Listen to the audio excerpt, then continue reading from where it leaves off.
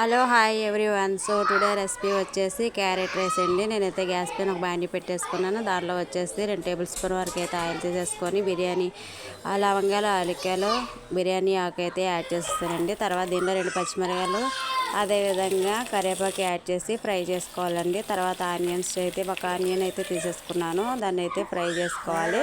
అదేవిధంగా 5-6 జీడిపలుకులు అయితే తీసేసుకున్నాము, అవి కూడా ఫ్రై అయిన తర్వాత క్యారెట్ అయితే తురుముకొని దానిలో యాడ్ చేసుకోవాలి. సో క్యారెట్ కూడా ఫ్రై అయిపోయిన తర్వాత దీనిలో వచ్చేసి మనము రైస్ని అయితే యాడ్ చేసుకోవాలండి. రైస్ని అయితే నేను 1 కప్పు వరకు అయితే తీసేసుకున్నానండి. సో రైస్ అయితే దానిలో కలిసేంత వరకు కలిపేసుకొని దీనిలో వచ్చేసి సాల్ట్ని అయితే యాడ్ చేసుకోవాలి. సాల్ట్ను యాడ్ చేసిన తర్వాత అయితే మనం ఇందులో వచ్చేసి సాంబార్ పౌడర్ అయితే యాడ్ చేసుకోవాలండి. సాంబార్ పౌడర్ యాడ్ చేయడం వల్ల రైస్ టేస్ట్ అయితే సూపర్గా ఉంటుంది. సో దాన్ని కూడా మొత్తం మిక్స్ అయ్యేలాగా కలిపేసుకోవాలి.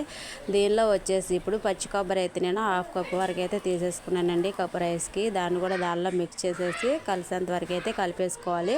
తర్వాత దీనిలో నేను కొంచెం కొత్తిమీరని అయితే యాడ్ చేశాను. కొత్తిమీరని కూడా యాడ్ చేసి కలిపేసిన తర్వాత దీనిలో వచ్చేసి ఒక నిమ్మబద్దని అయితే యాడ్ చేస్తున్నానండి. నిమ్మబద్దని యాడ్ చేయడం వల్ల అయితే రైస్ టేస్ట్ సూపర్గా ఉంటుంది. సో రెసిపీ నచ్చినట్లయితే మీరు కూడా ఒకసారి ట్రై చేసేయండి.